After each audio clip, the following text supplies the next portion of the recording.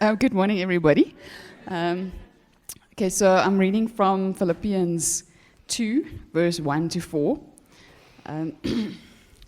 If then there is any encouragement in Christ, if any consolation of love, if any fellowship with the Spirit, if any affection and mercy, make my joy complete by thinking the same way, having the same love, united in spirit, intent on one purpose.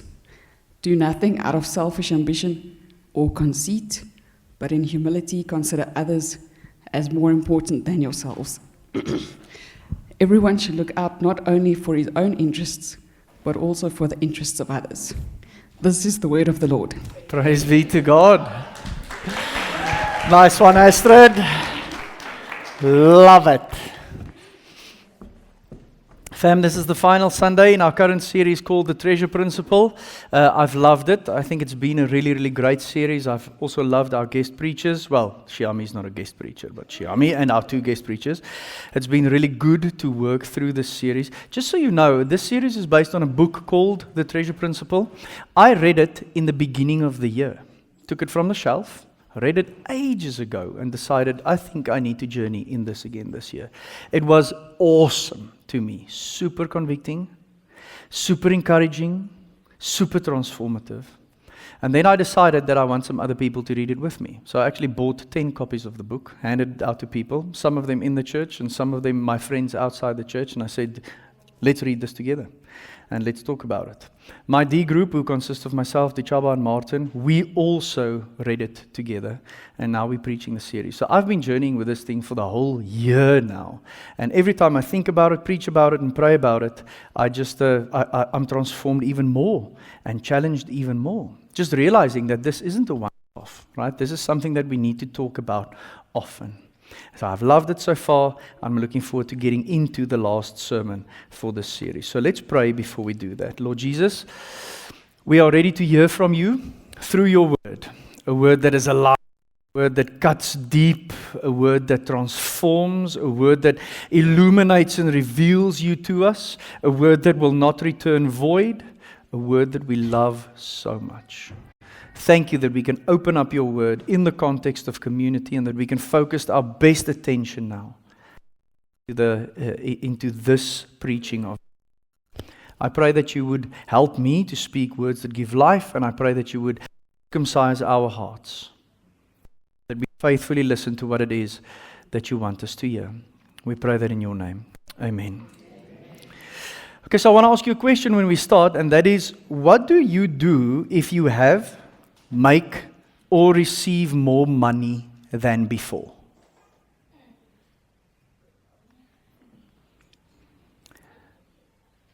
I assume it goes a little something like this.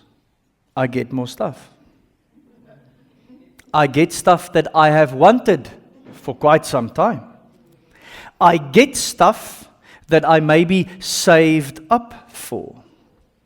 I think that's what most of us would answer when we ask the question, what do you do if you make or receive more money than before?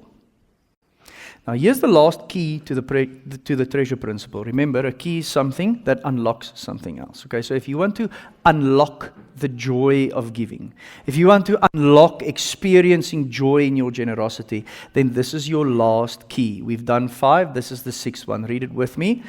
God prospers me not to raise my standard of living, but to raise my standard of giving. God prospers me not to raise my standard of living, but to raise my standard of giving.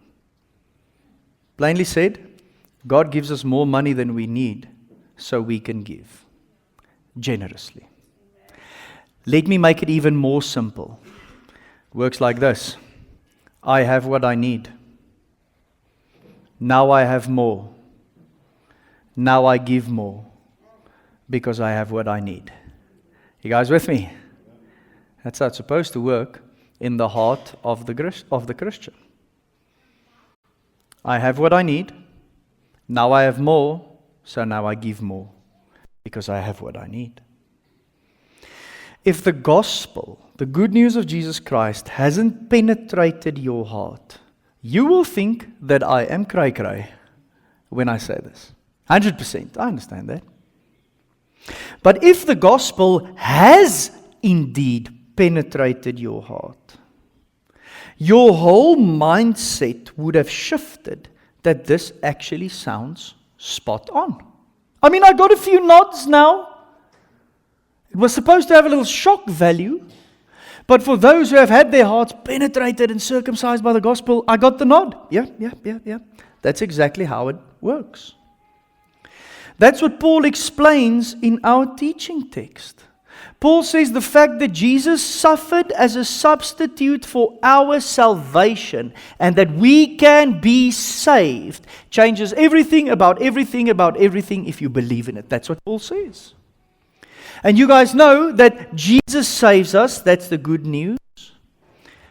And you know that coming to faith simply means repenting, turning back to Him, receiving the forgiveness that He achieved on the cross for you, and then remembering this good news.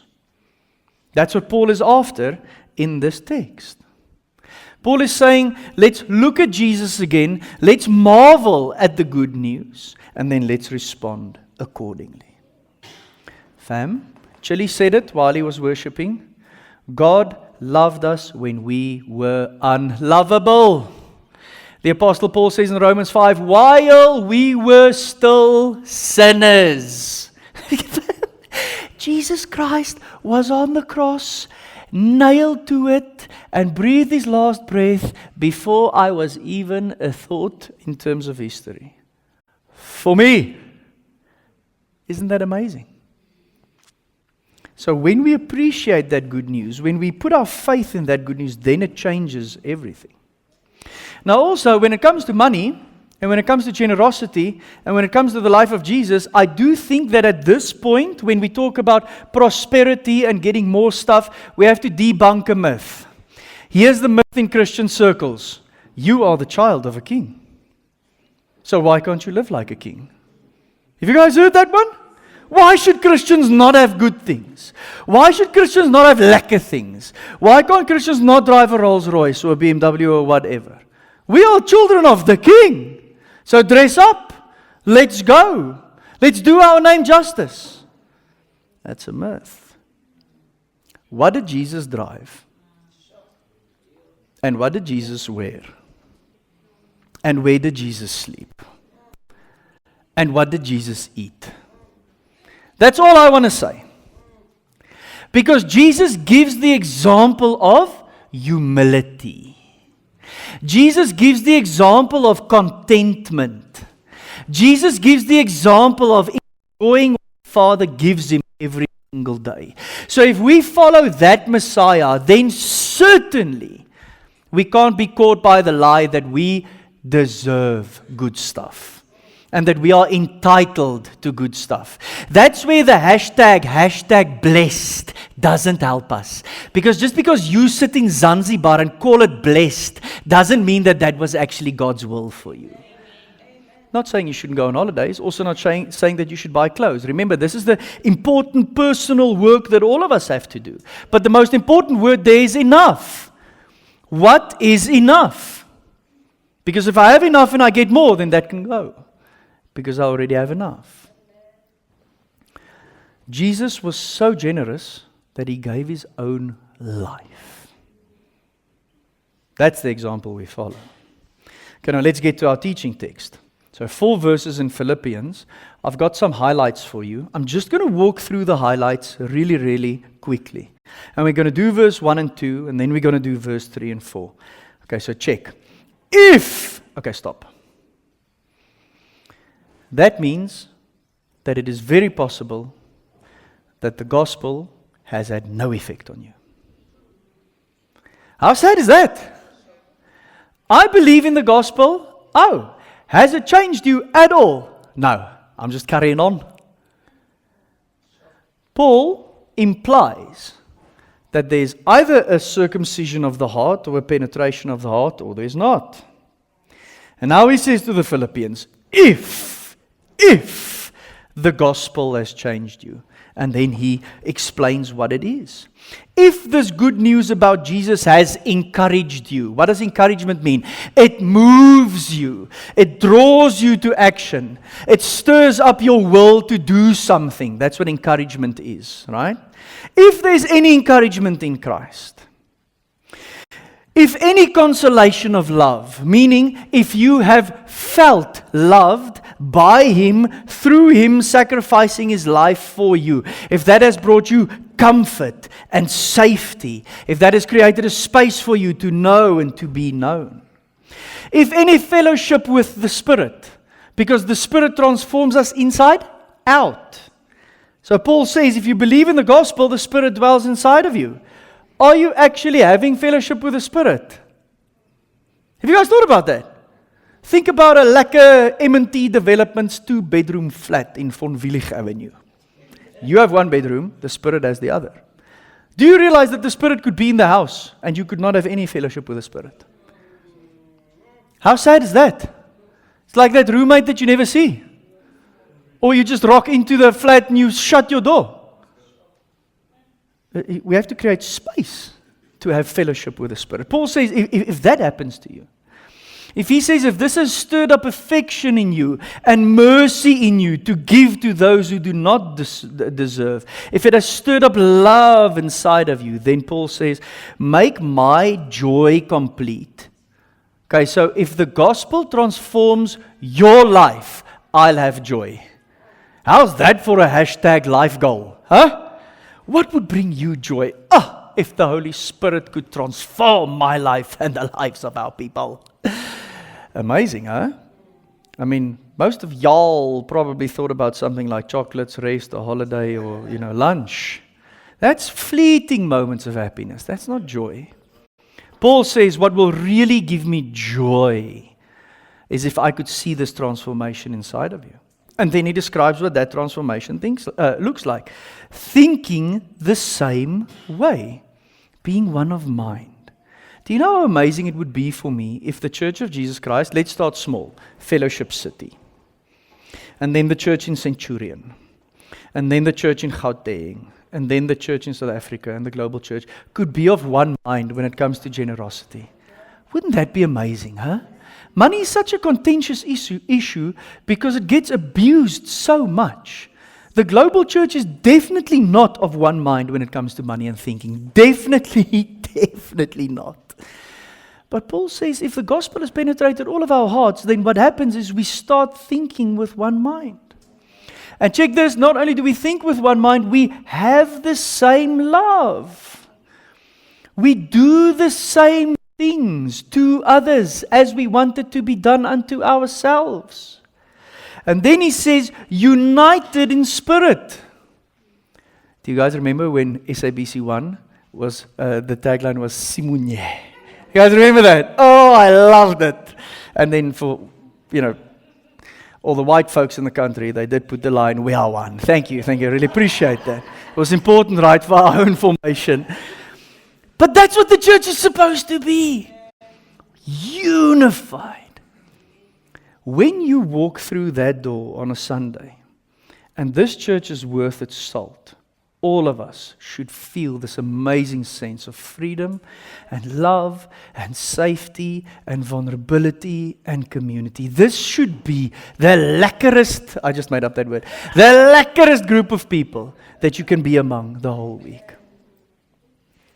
So Paul says, it's either it penetrated your heart or it didn't. If it penetrated your heart, you would feel encouragement, you'll feel consolation, you'll have fellowship with the Spirit, you'll start having new affections, you'll show mercy. Then Paul says, keep going on that path of transformation. And what will happen is you guys will start thinking the same, you'll love the same, you'll be really united, and you'll be really focused on the mission at hand. Fam, can I just say, I just want to step out of my pastor role into my brother in Christ role. This church, I've been in ministry for 18 years. This church is really, really, really a standout example of focusing on the mission. Do you guys know why? I don't have any conversations with our congregants about their own preferences, the things they don't like, or the things that they are critical about. If I have conversations with our people, it's about the mission. It's about our ministry. It's about how we reach the lost. It's about how we serve those who are here. I love you guys. Listen. When my phone rings and it's someone from Fellowship City, I never go, oh no, I'm going to be torn to pieces in this conversation. Because of my stupid tight shirt, #millennial. No! Whenever my phone rings and it's one of you, I know that it's important and it matters. And when people say, Reina, I want to talk to you, 95% of the time it is about their passion for this church and what they see happening here.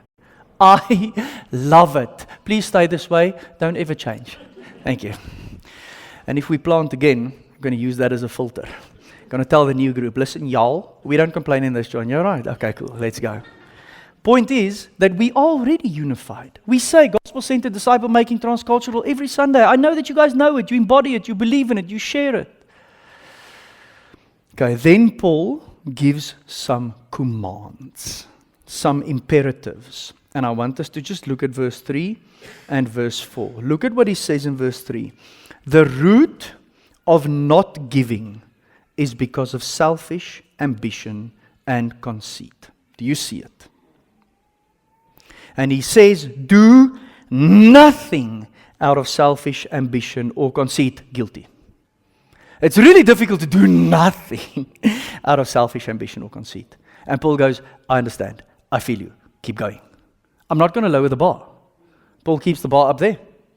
And the bar is nothing comes out of selfish ambition or conceit. Okay, so what is selfish ambition in terms of finances and money? It's hoarding resources just in case I might need them. You have stuff just for in case. Someone else needs those stuff, but you're keeping it just for in case. Or it would be overspending on personal luxuries that have no eternal return. Hey, look at all this money I have. Yeah. You swipe that card, that it starts getting a little smoky. And you buy stuff that you don't need to impress people you don't like. That's the selfish ambition heart. So if we do nothing out of selfish ambition or conceit when it comes to our money, it means that we are prioritizing someone else's comfort and future before ours. Conceit is it's excessive pride. Look how awesome I am. Like a peacock. Look at my feathers. Look at my feathers. Can you see it? Can you see them? That's conceit. Next time you see a peacock, you'll go, what an example of conceit. But that's conceit. Conceit in terms of giving is boasting about how much you give. Or, check this out, being so prideful and wanting credit that you rather don't give because no one will thank me for it. Hectic. I know of many churches in which the donors and the high rollers are the pastor's best friends. And they have their little section and they have special access to him. Not in this church. Never. Never where I pastor. Because that's showing partiality. Point is that if you only give to stir up your own pride, then you are doing it out of conceit. And you shouldn't. Because Christian giving is not a financial obligation. It's an expression of the humble, selfless mind of Christ. I just read it, let me say it again. We give because God gave first. And God always gives more than we can give. Do you guys know that? There's a well-known story of a guy named R.G. Letourneau. Probably Letourneau, I don't know. He's known for the fact that he made a colossal amount of money. And he gave away 90% of all the money he made. Or let me say it differently, he only kept 10%. And when someone asked him about how on earth do you keep on giving more and more, here's what he said. I shovel out the money and God shovels it back, but God has a bigger shovel. What a great quote.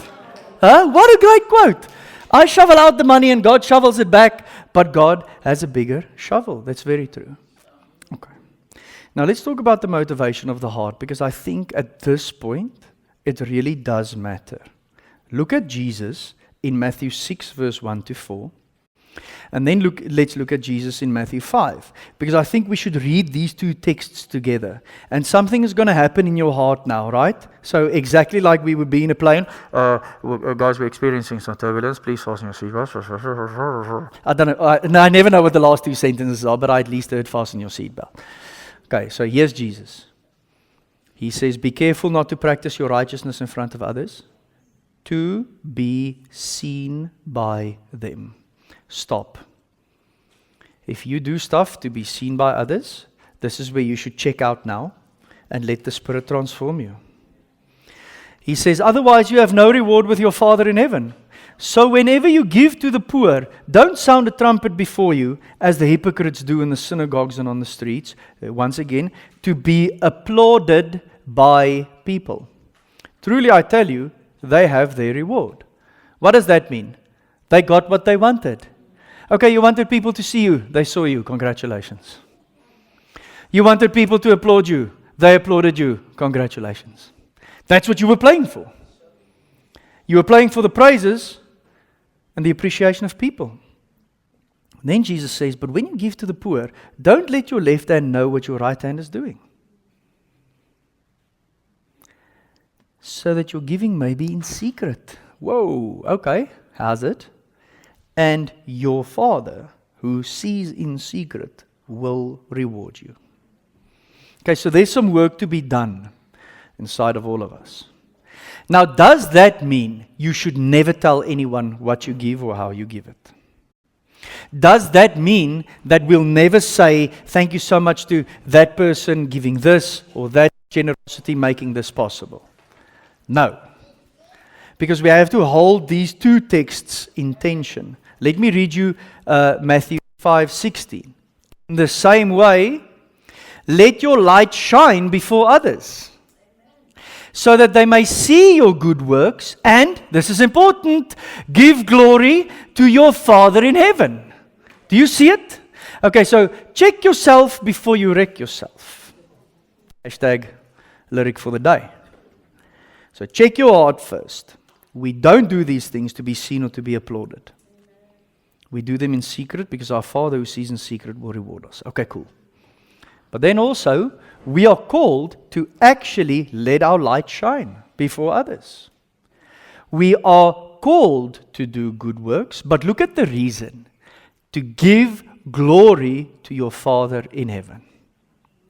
So our good works must be seen because that's how we model how to do it. We should tell each other of our generosity, but with proper motivations. Do you see it? That's why I went to Matthew 6 first.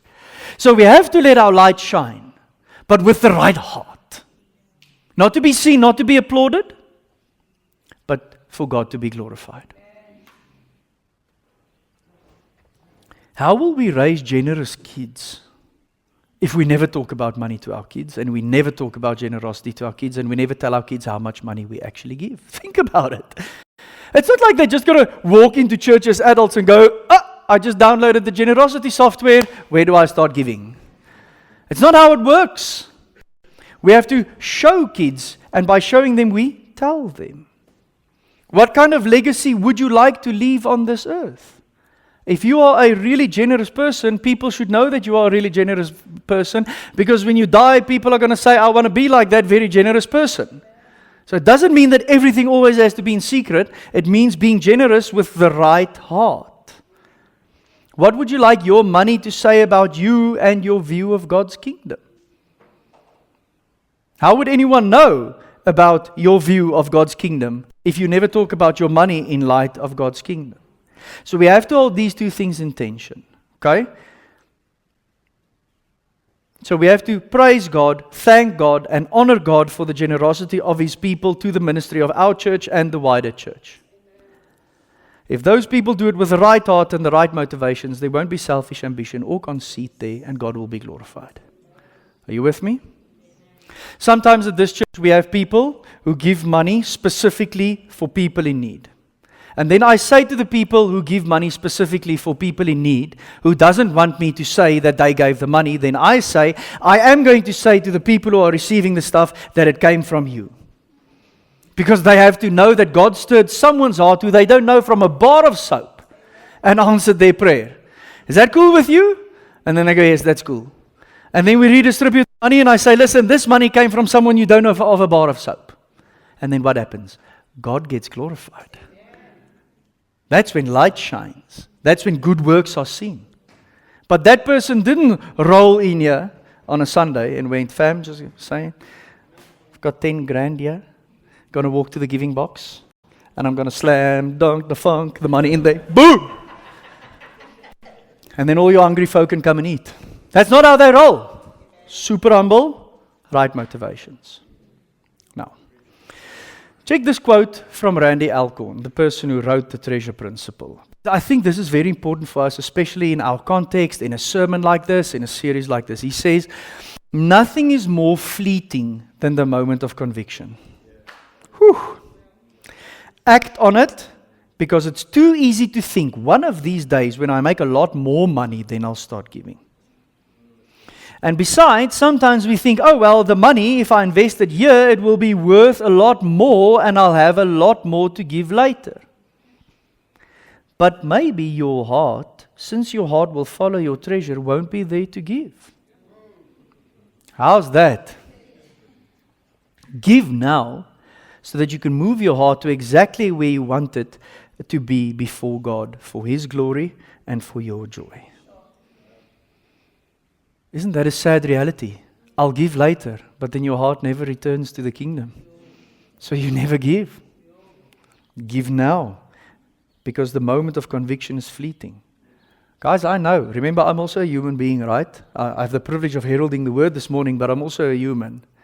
I know that sometimes I have to give, and then I don't. 5 minutes later, I forgot all about it.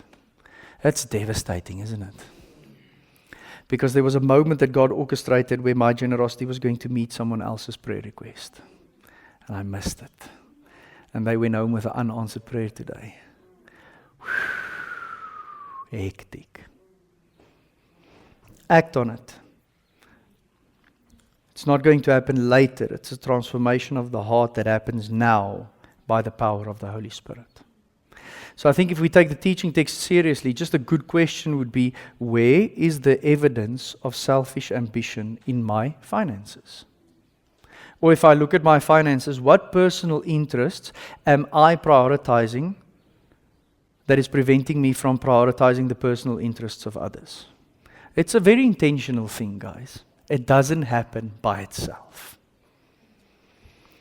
Or when you sit and do your own budget, or even when we sit and we do the church's budget, a humble person will ask, is this expense that I have ring-fenced here more important than what this money could do for others?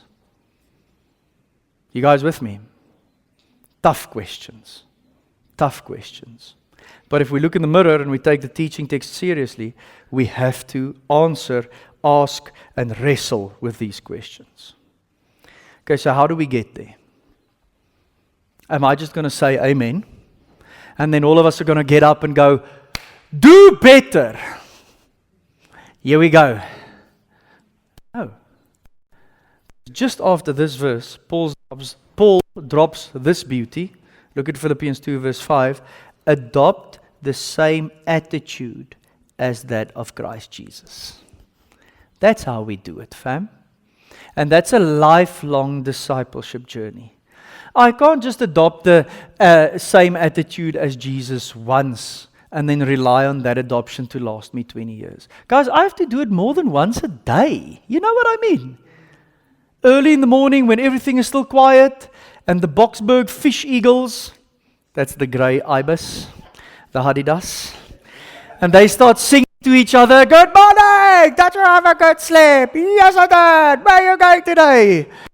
Early in the morning when they are all up, that's when I'm on my knees asking Jesus to form me in His image, right? So I try and adopt the same attitude of Christ Jesus. Hey, but fam, at 9, that's gone. I have to do it again.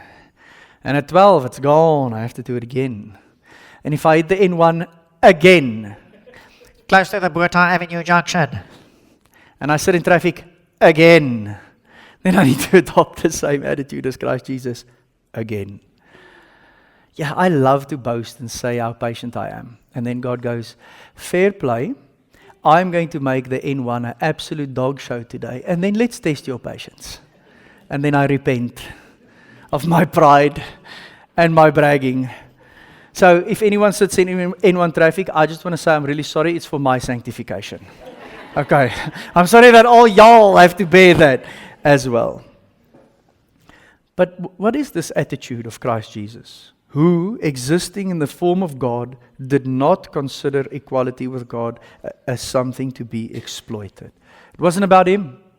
No selfish ambition there, no conceit there. Instead, he emptied himself by assuming the form of a servant, taking on the likeness of humanity. And when he had come as a man, he humbled himself by becoming obedient to the point of death, even death on a cross. Jesus was so unselfish and so non-conceited that he gave his life with zero reward or guarantee of something that will wait for him afterwards. Think about that. He simply didn't do it for himself. He did it for others. I would love it if I would breathe my last breath here and I open up my eyes and I'm with Jesus and he says, dude, you did well. You're empty. Let's go. It would be really good for me to reach that point and to say, I gave it all. I adopted your attitude. I didn't do anything that was given to me, or I didn't consider anything that was given to me as something to be exploited. I humbled myself as far as I possibly could, obedient to the point of self-sacrifice. That's the goal. And it's going to take daily intentionality from us. Remember, we do not give to gain God's favor. We give because through Christ's self-emptying, we have already received it. So life-giving love poured out on us, in verse 1 of our teaching text, become the life-giving currency poured out through us in verse 4. So the humility of the cross should make us humble. I use an AI assistant called Spock, and I asked Spock in the week, will you title my sermon for me? Spock came up with this title for my sermon, The Humility of Your Wallet. Yeah, okay, nice one, Spock. I'll revert back soonest. I thought that was a really silly title. But I mean, the humility of your wallet. There's something there. Humility of the cross should transform the humility of the wallet. I don't know. I'll give him feedback and then have him train on his own material. Here's our vision. We want to see God's kingdom come by transformed lives in and through His transcultural church. Paul says the gospel will transform your life. And we believe that if our lives are transformed, we'll see the kingdom come. And we'll see transformed lives and the kingdom come in and through His church. Let me show you our discipleship journey one last time. Well, at least for this series. We say at Fellowship City that a disciple loves God and loves people. And one of the ways in which we do that is a disciple gives generously. And just to be sure that we know what we're talking about, we say a disciple gives generously of time, talents, and treasures. I believe that if we are disciples who give generously of our treasures, we will love God and love people. Our lives will be transformed. We'll see God's kingdom come, and we'll see it in this church and through this church. What an amazing journey of transformation. Let me recap, and then I'll call the worship ministry back up. Here's some questions for you to consider. And if you have a phone and you are so inclined, I actually want you to take out your telephone and to take a photo of these questions. I'm just going to read through them with you as we reach the end of our series. What's currently standing in the way of you embracing the treasure principle? I think that's very, very important. Second question, what are you going to do about those obstacles? Because if there's something in the way of you experiencing joy, if you don't remove that obstacle, you're not going to experience the joy of giving. Third question, what can you start doing today, tomorrow, or this week to begin the practice of giving? Who do you need to consult Obviously, if you're married, your spouse, great option. What conversations do you need to have? Some of these conversations might be tough. We might decide, Marie and I, to say to our kids, you know what, kids? We ring-fence this money for this, but I think we should use it together for that. I think you guys can wait for this thing that you wanted. Because at this point, someone else needs it more than you do. Those are tough conversations. But we need to have them. It'll change our kids' lives forever. How can this church family help you with your commitment to store up treasure in heaven? I've got no idea what the answer to that question is, but I thought it's a really good question to ask. Maybe your D group. Maybe one other person. Maybe the prayer ministry. Maybe a way in which you are held accountable. I don't know. But how can this church family help you with your commitment to store up treasure in heaven? I want to ask our worship ministry to come up and then to lead us in a response song as I pray for us. Now, while they come up, let's just take time to consider these questions. And once they are up, I'm going to pray for us. So sit and take time and let the Spirit move you today. Seeing that we're at the end of a series, I'm going to challenge you today to actually use your body and to respond with your body. Often we say, just there, you alone, quiet, no one needs to know. Sometimes it helps you if you make a decision to tell your body, hey, I am making a decision here.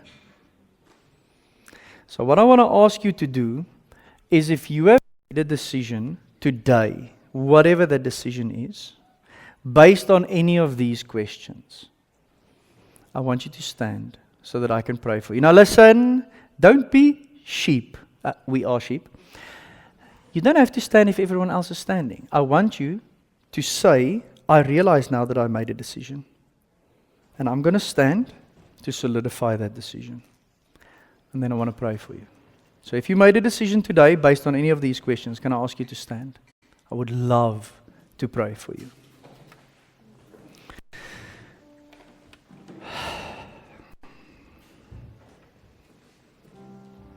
Father God, we can never outgive you. Never. Because your shovel is way, way bigger than ours. But we want to respond. And we want to respond as you transform our hearts to be more like you. We want your name to be glorified. We want your kingdom to come. And we want you to reward us who sees in secret. We don't do this for the applause of people. We don't do this to be seen. We don't want our names up somewhere. But your love compels us, Lord Jesus, to respond. And we know that you call us to serve you and not mammon.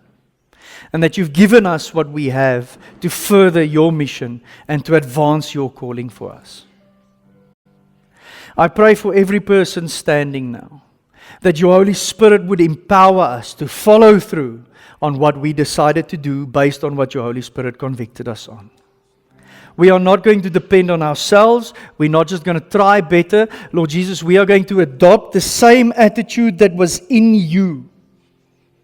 And then allow your Holy Spirit to lead us now. We know of so many moments of conviction that is so fleeting.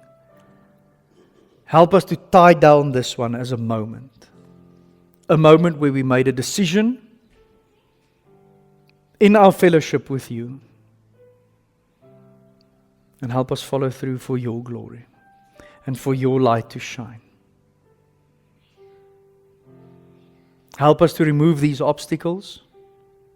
Help us to have the right conversations and to consult the right people.